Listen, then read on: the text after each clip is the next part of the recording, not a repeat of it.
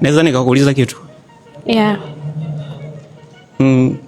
Ni biashara gani au unahisi nikikupa labda mtaji unaweza kaifanya? Biashara za mtaani. Biashara kama hivi ambayo itaingiza kipato. Biashara. Wewe unavyoelewa biashara ni nini? Okay. Mimi naweza kufanya biashara ya nguo. Tulia kaka. Biashara ya nguo. Pia masuala ya saluni. Sana sana nguo. Okay, nikiwa sina uwezo wa kukupa hiyo hela, nikawa na uwezo wa kukupa mtaji wa nyanya, unaweza kuuza nyanya? Kiukweli hapo.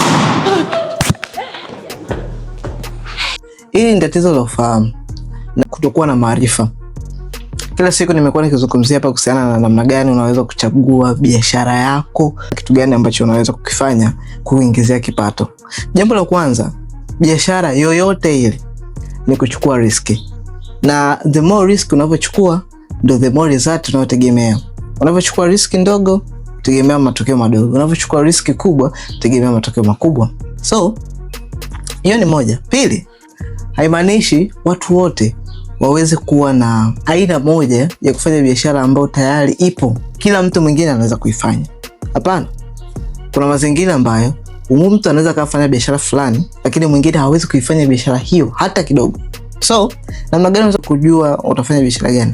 Biashara moja itategemea na wewe binafsi. Una uwezo gani? Una sifa zipi? Una kitu gani ambacho unaweza kukifanya? Pili, biashara ambayo anaweza kuifanya mtu mmoja sio biashara ambayo anaweza kuifanya mtu mwingine.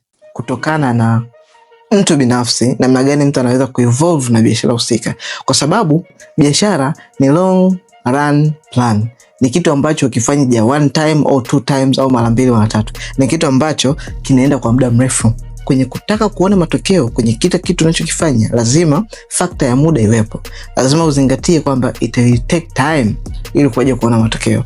Hivyo ndio utaweza kuweza kupata matokeo ndani ya biashara hiyo. So, kama ni wewe ni mmoja wa mtu ambaye unatamani kujua ufanye biashara gani kwa sasa hivi, namna gani ya kuweza kuanza, namna vitu gani vya muhimu vya kuanza navyo, mambo ya usajili, au namna gani, jambo gani ni la kwanza unapotaka kuanza biashara, comment neno start hapo chini kwenye comment, then tutakufikia DM kwako na kuelekeza namna gani ya kuanza biashara, ama piga simu kwenda namba zinazoonekana hapa, tutakufikia na kukupa msaada kujua namna gani ya kuweza kuanza na kuchagua aina gani ya biashara kutokana na wewe binafsi.